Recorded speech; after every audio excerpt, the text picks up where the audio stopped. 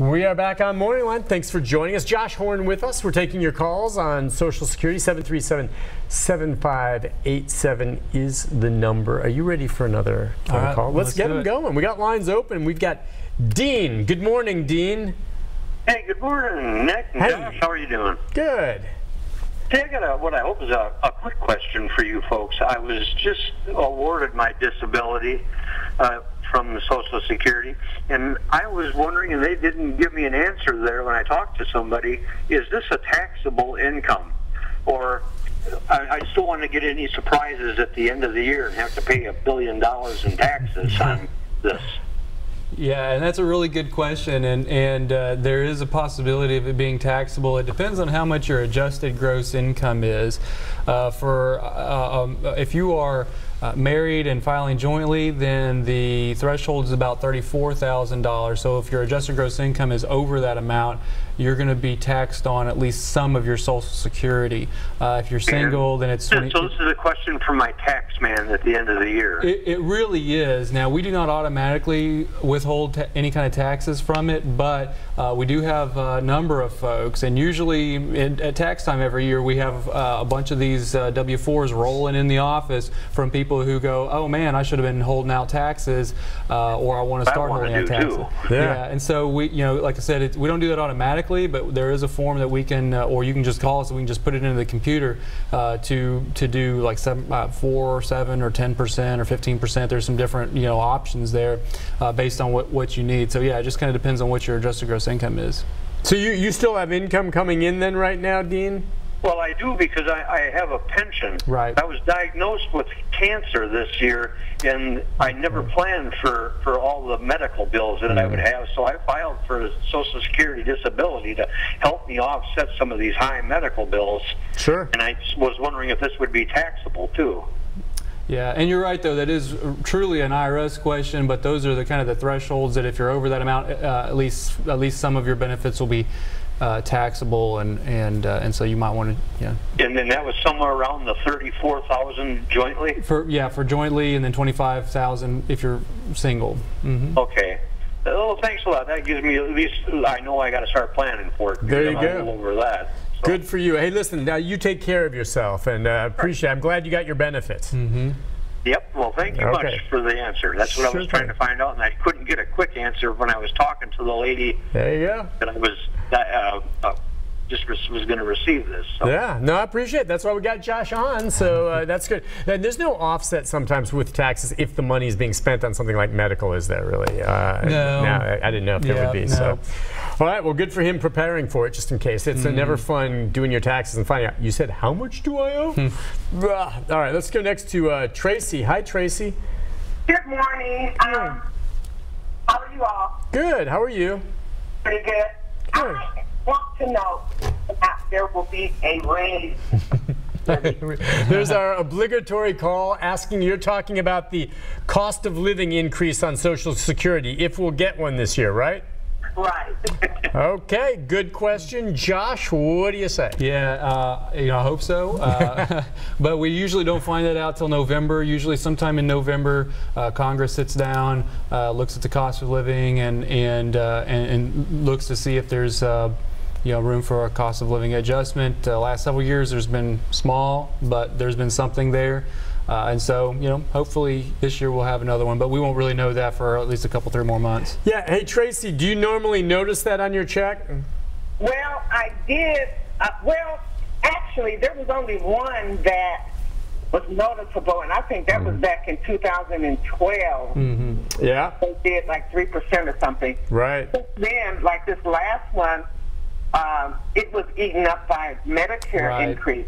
Exactly right. She's right. If anything, and that's why I asked that question, it is such a small percentage, is that some people may not even notice that they got the increase, though at least it's going toward the Medicare increases. Yeah, right, because it'll help cover Medicare is a separate decision on how much it's going up or adjusting, and so unfortunately a lot of times if the cost of living goes up, and the Medicare premiums also go up, and most, if not all of it, gets taken up by that. That's what we've seen in recent past anyway. But if Medicare goes up and you don't get a cost of living increase, do you end up paying more out of your check? Right, and so there is a protection there to where your benefits will never go down because of a Medicare increase.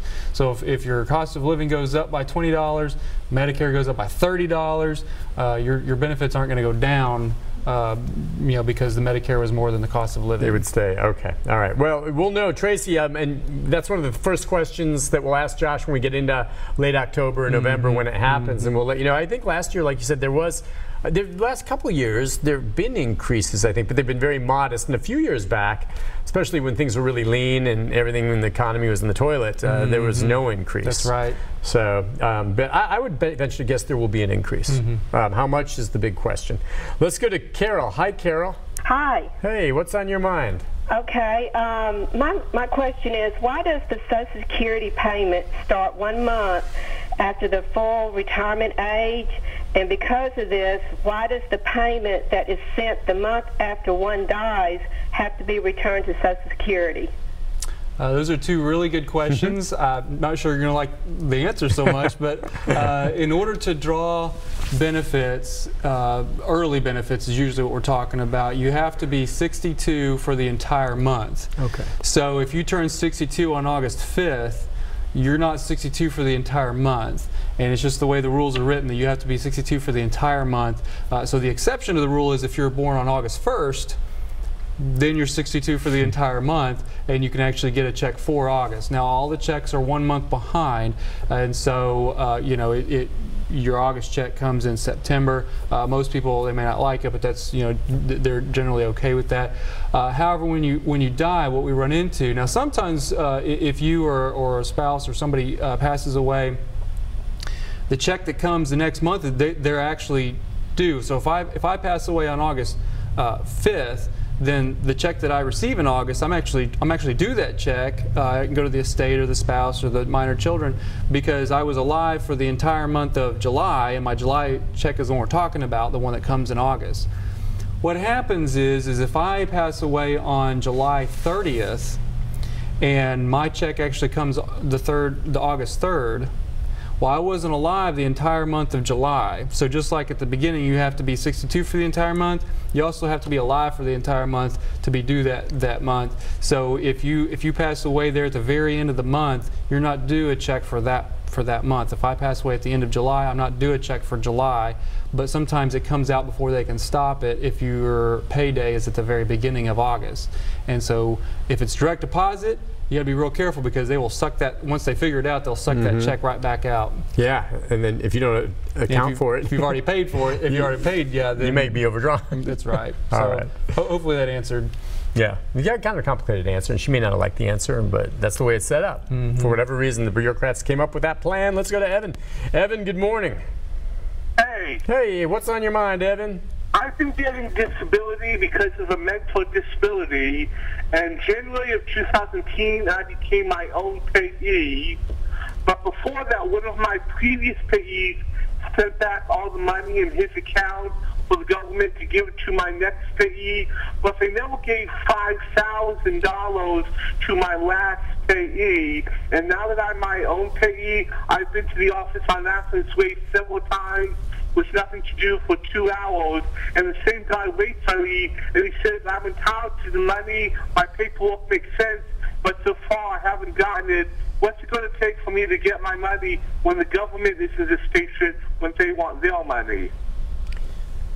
Right, so and what did they tell you the last time that you came in? They said the paperwork makes sense, the photocopy of the bank receipts, the letter.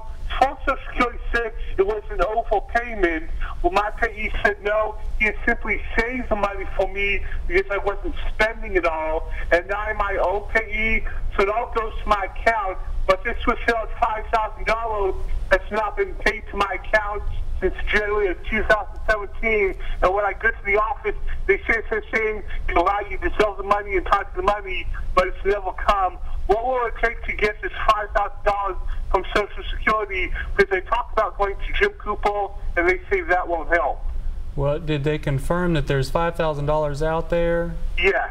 Okay. And is somebody still working on this for you?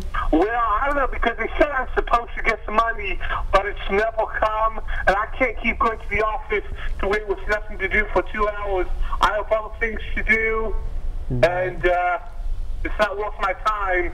I'm talking about going to Jim Cooper or going to a U.S. attorney. They said, no, that would help. Just be patient and you'll get your money, but over a calendar year, it's never come. Yeah, and I don't mind looking at his record if you want to hold, but a lot of times when we change payees and they send money back and then they're supposed to be reissued, and then you get Treasury involved because they're the ones writing the checks. Sometimes there can be a hiccup in there. It's what it sounds like happened in your situation. I'm actually working on another case that's real similar to yours, and so just basically working with Treasury trying to get that reissued to you is the solution, but it will take looking at your record and trying to dig down in there. Thank you for doing that. They'll get the number. That's one of those questions go right over my head. I haven't heard that before.